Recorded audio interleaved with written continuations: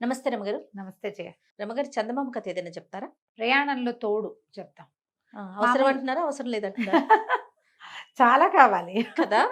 అవునండి. ప్రయాణాల్లో తోడు కావాలి. నేను అమెరికా వెళ్ళే అవకాశం ఒకటొస్తే ఎవరు తోడు లేరని మానేశాను నేను. అవునా? నాకు చెప్పొద్దా రమగారు, నేను వచ్చేసేదాన్ని. తోడు అవసరం కదా! చాలా అవసరం అండోయ్. అంటే ఇవాళ రేపు ఏముందండి అని పొట్టడారు చాలా మంది. ఏం కాదు మీరు వచ్చేయండి ఏం పర్వాలేదు అని. ఒకదాన్నే వెళ్ళలేనని అనుకున్నా నేను. మరి పెద్ద ప్రయాణం కదా! ఇది రమగారు, చెప్దాం. చిన్న ప్రయాణాలకు కూడా మనం ఒక్కలమే పోలేము. ఇప్పుడు అలవాటైపోయింది. అసలు ఒంటరిగా వెళ్ళే అలవాటు తప్పించేశాను నేను పూర్తిగా. వల్ల చాలా కాదు. కష్టం చాలా కష్టం. అందుకే ఇప్పుడు ఇక ఒంటరిగా ఎక్కడికైనా వెళ్ళిపోవాలని చూస్తున్నాను నేను ఇలా అయిపోయానని. మీరు సింగిల్ గా ఎవరికి చెప్పకుండానే చెప్పా?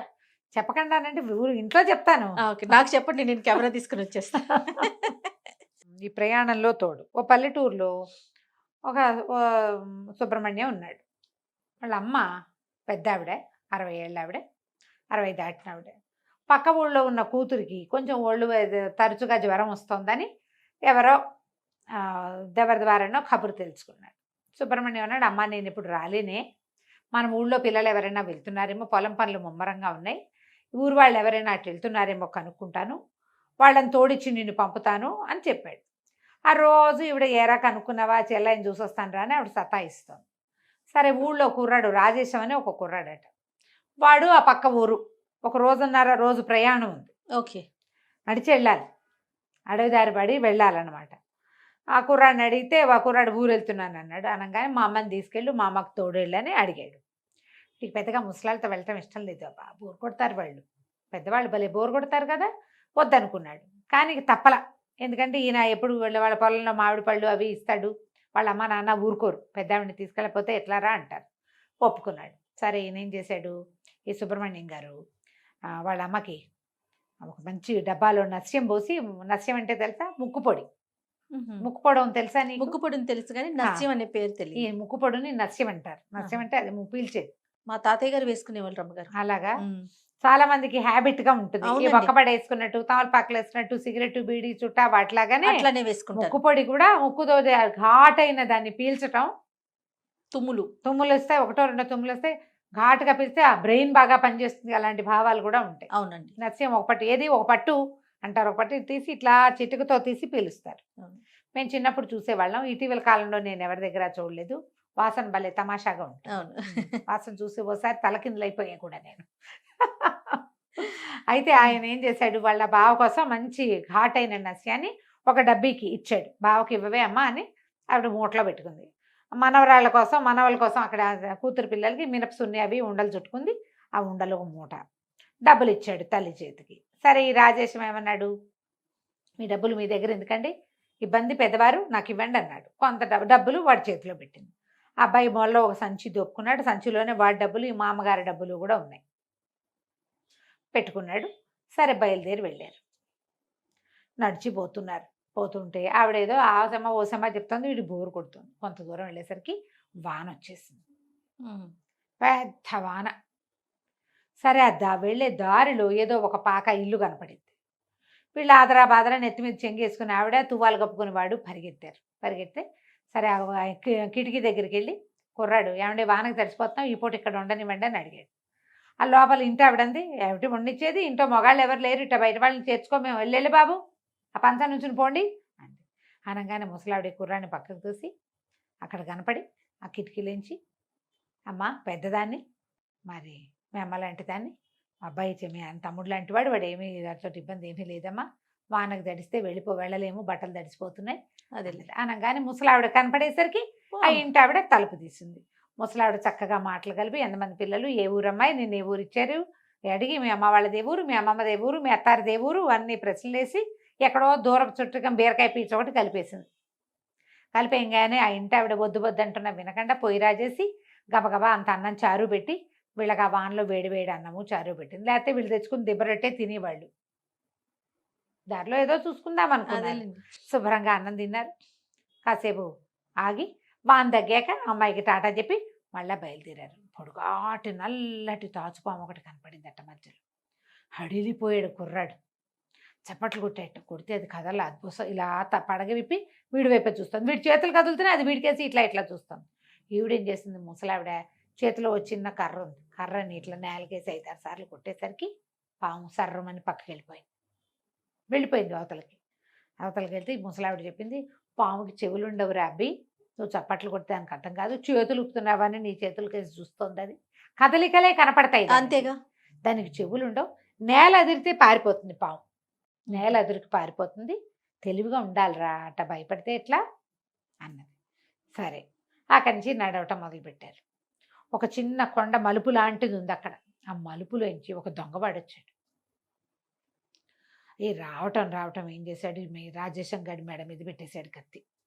తీ డబ్బులు ఏమున్నాయి, తీయి అని హడిలిపోయి వణికిపోయి కుర్రాడు బొడ్లో ఉన్న సంచి తీపోయాడు.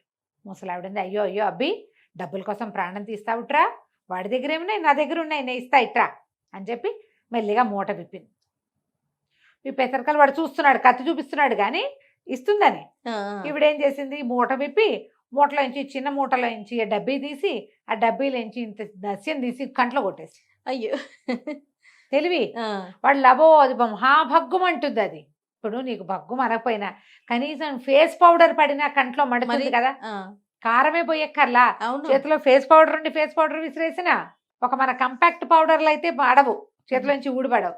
మామూలు ఫేస్ పౌడర్ డబ్బా ఉంటే ఆ డబ్బా ఇట్లా విసిరితే కంట్లో పడితే మామూలుగా ఉండదు దాని సంగతి. వాడు లబో దిబోమంటూ పరిగెత్తి పారిపోయాడు. కళ్ళు మండిపోతున్నాయి, ఇక్కడ నీళ్లు కావాలి కళ్ళు కడుక్కోవడానికి. వీళ్ళు దారి తీసి వెళ్ళిపోయారు. ఆవిడ నవ్వుతూ చెప్పింది, ధైర్యంగా ఉండాలి, బ్రెయిన్ పని చేయాలి మనకి. సరే ఒక ఊరు దాటారు, ఇంకా వెళ్ళాలి, ఇంకా కొంచెం ఉంది. అయితే ఈ కుర్రాడు ఏం చేశాడు, ఒక అరుగు మీద ఆవిడని కూర్చోబెట్టి, ఇక్కడ కూర్చోండి మామగారు, నేను ఏమైనా ఆకలిస్తుంది, తినడానికి ఏమైనా పట్టుకొస్తాను అని చెప్పాడు. ఊళ్ళు దాటి వెళ్తారు, తిండి దొరుకుతుంది మధ్యలో ఎక్కడో. అదే లేదు, ఈవిడ్ని ఇక్కడ కూర్చోబెట్టాడు. వాడు వెళ్ళాడు. ఎంతసేపటికి రాడే, దుకాణాల వైపు వెళ్ళిన వాడు. ఏమిట్రా వీడు రావట్లేదని ఆవిడ మూట భుజాన్ని వేసుకుని అక్కడికి వెళ్ళేసరికి ఒక కొట్టు దగ్గర బాకెట్లో వీడిని గోల్ చేస్తున్నారు వాళ్ళు. ఏమిటా గోల, వీడి దగ్గర డబ్బులు లేవు, ఉండాలి డబ్బులు, వీడు తినేశాడు, నా తినేసిన డబ్బులు ఎవరు కక్కుతారు, నువ్వు గిన్నెలు దోముతావా, వాకిళ్ళు ఊడుస్తావా, బిడ్డ దంచుతావా, ఏం చేస్తావో చెప్పంటున్నాడు దుకాణందారు. ఈ కుర్రాడంటే డబ్బులు పోయినాయండి, నేనేం చేయను అంటున్నాడు. వాడు ఆల్రెడీ టిఫిన్ తినేశాడు అక్కడ. ఓకే, ఆడేదో ఫలహారం చేసి తినేసి మామగారి కోసం ప్యాక్ చేయించాడు. ఈ లోపల ఇదైంది. ఆవిడొచ్చి ఏమిటి నాయనా అని కనుక్కుని, సరే పర్వాలేదులే అని చెప్పి డబ్బులు తీసిచ్చి మా వాడిని వదిలే, డబ్బులు జారిపోయినాయి. యువతలకు వచ్చాక రాజేశం అడిగాడు మామగారిని, డబ్బులు ఎక్కడో జారిపోయినట్టున్నాయండి, ఆ పనివాడు, ఆ దొంగవాడు వచ్చినప్పుడు నేను అటు ఇటు పరిగెత్తాను కదా, హైరాన్ పడ్డాను, ఎక్కడో జారి పడిపోయినాయి, అయినా మీ డబ్బులు నాకు ఇచ్చేశారు కదా మామగారు, మీ దగ్గర ఎక్కడమండి డబ్బులు అన్నాడు. అనేసరికి ఆవిడంది, ఒరే తెలివి తెల్లారా, డబ్బులన్నీ ఓ చోట పెట్టుకోకూడదురా, మా అబ్బాయి నా చేతికి ఇచ్చినవి నీకు ఇచ్చా, నేను ఉంచుకున్న డబ్బులు నా దగ్గరే ఉన్నాయి, అన్నీ ఓ చోట పెడితే పోవు, మొత్తం పోతాయి. ప్రయాణంలో జాగ్రత్తలు ఏమిటి, అవును, డబ్బులన్నీ ఓ చోట పెట్టకూడదు, 2-3 బ్యాగ్స్ ఉండాలి, ఓ బ్యాగ్ పైన 2 బ్యాగుల్లో డబ్బులు ఉంటాయి. ప్రయాణంలో ఎవరితోటి వాదించకూడదు, పొట్లాడకూడదు, గొడవ పడకూడదు, మంచిగా మాట్లాడుకోవాలి, అంతేనా. ఏదైనా ఎవరో దొంగవాడో ఎవడైనా వస్తే ఉద్రేకపడకుండా ప్లాన్ ఆలోచించుకోవాలి, తెలివిగా. ఏ పామో లేకపోతే ఏ జంతువో ఎదురుపడితే దాని మార్గం ఏమిటో ఆలోచించి దాని నుంచి బయటకు పడాలి. అక్కడి నుంచి సరే ఇంకొక 4 గంటల 5 గంటల ప్రయాణంతో నడకతోటి వీళ్ళు వాళ్ళ ఇంటికి చేరిపోయారు. 2 రోజుల తర్వాత మళ్ళీ ముసలావిడ ఇంటికి వచ్చేసింది, సుబ్రహ్మణ్యం గారింటికి. సుబ్రహ్మణ్యం గారు, ఏమిటే అమ్మా అప్పుడే వచ్చేసావు, 4 రోజులు ఉండకపోవా చెల్లాయి దగ్గర అంటే, ఏమో లేరా చూసాక రాజేశం మామ నువ్వు రేపతే నేను ఇంటికి వెళ్ళిన అన్నాడు. వాడికి ప్రయాణంలో తోడు తెలిసింది, ఈవిడ తోడు ఉంటే ఎలా ఉంటుందో, అందుకని ఆవిడే తోడు కావాలనుకున్నాడు. 2 రోజుల తర్వాత ఇంటికి వెళ్దాము, రండి రండి రండి అని నన్ను వెంబడి పెట్టి తీసుకొచ్చేసాడురా. సరేలే చెల్లాయిని చూసొచ్చాను, ఎవడు తోడు లేకపోతే 4 రోజులు ఉండేదాన్ని, పిల్లాడు ఎటాకు ఉన్నాడు, వాడు నన్ను రారమ్మంటున్నాడు కాబట్టి వచ్చేసాను నేను. ప్రయాణాల్లో తోడు ఇట్లా ఉండాలి, ఇలాంటి సరైన తోడై ఉండాలి, సరైన తోడై ఉండాలి. ఈ కాలం ప్రయాణాల హడావిడి వేరే కదా చేయాలి. అవును కదా, మనం కూడా వెళ్ళేటప్పుడు కొంచెం లైక్ మైండెడ్ పీపుల్, ఒకే రకమైన ఫుడ్ టేస్ట్లు, భోజనపు రుచులు ఒకే రకంగా ఉండటం, బట్టలు పాతలు ఒకటే రకమైన డ్రెస్సింగ్ ఉన్న వాళ్ళు, ఇలా వెళ్తే ఇబ్బందులు, ప్రయాణంలో పదనిసలు లేకుండా గొడవలు లేకుండా కొంచెం ప్రశాంతంగా చేస్తాం. ఎక్కడికైనా వెళ్ళేటప్పుడు 4 కనుక్కోవటం, బట్టలు అంటే వసతిగా తీసుకెళ్ళటం, చుట్టుపక్కల ప్రాంతాల్లో ఏ సమస్యలు రావచ్చో కనుక్కోవటం, ఓ బ్యాటరీ లైట్ లాంటిది పెట్టుకోవటం, తర్వాత దోమలకి ఏదైనా ఒకటి పెట్టుకోవటం, రిపెల్లర్స్ ఏదైనా క్రీమ్స్ అయినా ఏదైనా పెట్టుకోవటము, అలాంటివి కొంచెం జాగ్రత్తలు ఎప్పుడూ వహించాలి. ప్రయాణాల్లో మంచి తోడు ఉంటే ప్రయాణం చాలా హాయిగా వెళ్తుంది. ఎప్పుడైనా అలాంటి అవసరాలు వచ్చినప్పుడు అలా ఆలోచించండి. కథ మాత్రం వినేయండి, బాగుంటుంది. నమస్తే రమగారు. నమస్తే జీ. సుమన్ టీవీలో మీ పర్సనల్ అండ్ బిజినెస్ ప్రమోషన్స్ కోసం కింది నెంబర్కి కాంటాక్ట్ చేయండి.